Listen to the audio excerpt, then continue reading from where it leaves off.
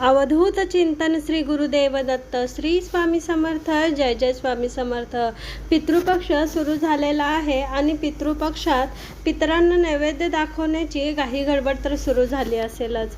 पण या घाई गडबडीत आपण आपल्या पितरांना चुकूनही या 5 भाज्यांचा नैवेद्य दाखवू नका. या 5 भाज्यांचा नैवेद्य पितरांसाठी निषेध मानलेला जातो. त्यामुळे आपण या 5 भाज्या चुकूनही आपल्या पितरांना नैवेद्यामध्ये अर्पण करायच्या नाही.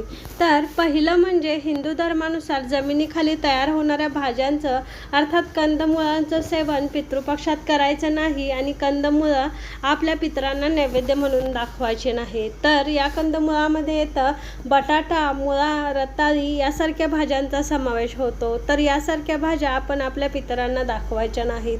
दुसरी गोष्ट म्हणजे श्राद्धाच्या जेवणात देखील कंदमुळे असू नये.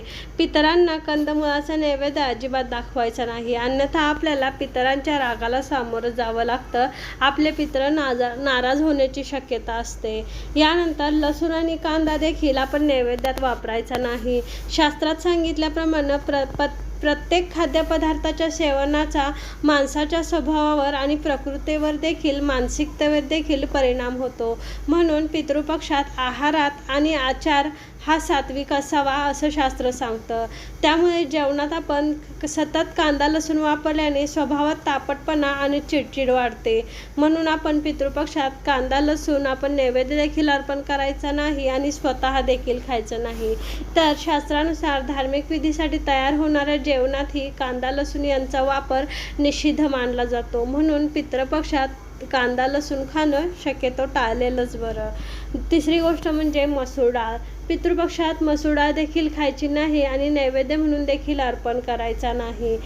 यानंतर आपल्याला जर वडे वगैरे बनवायचे असतील तर तुम्ही मसूर डाळीऐवजी इतर डाळींचा वापर करून वडे बनवू शकता. त्यामुळे आपण मसूर डाळ वापरायची टाळायचं. त्यानंतर आपण चण्याची डाळ किंवा चणे आपण या काळात खायचं नाही. पितृपक्षात चणे खाणंही चुकीचं मानलं गेलं आहे आणि श्राद्धाच्या जेवणात देखील चण्याचा आणि चण्याच्या डाळीचा वापर करायचा नाही आणि पितरांना देखील या पदार्थाचा नैवेद्य दाखवायचा नाही.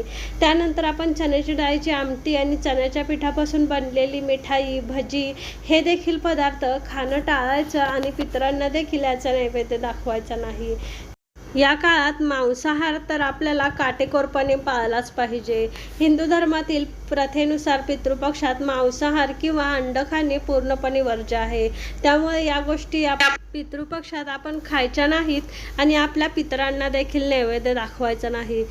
तर मैत्रिणींनो बघा, कंदमुळं, बटाटा भाजी, रताळ, त्याचप्रमाणे आपण चण्याची डाळ, कांदा लसूण, मांसाहार आणि मसूर डाळ या 5 गोष्टी आपण नैवेद्यात अर्पण करायच्या नाहीत. या 5 गोष्टी व्यतिरिक्त आपण इतर पदार्थाचा नैवेद्य करायचा आहे.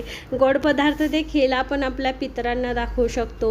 या काळात अन्नदानाला आणि वस्त्रदानाला अतिशय महत्त्व आहे. तर याप्रमाणे तुम्ही या काळात अन्नदान व वस्त्रदान देखील करू शकता.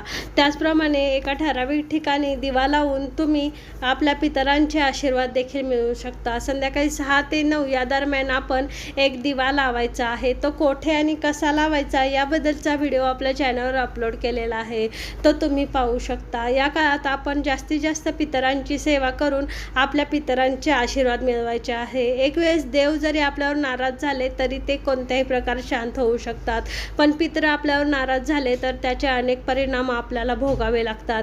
त्यामुळे आपल्या पितरांचे आशीर्वाद मिळण्यासाठी आणि पितर प्रसन्न होण्यासाठी आपल्याला हे काही अन्नपदार्थाचे नियम आहेत ते पाळावेच लागतील. आणि या काळात आपल्याला जास्तीत जास्त पितरांची सेवा करण्याचा हा महिना आहे. तर या महिन्यात आपण पितरांची जास्तीत जास्त सेवा करू शकतो.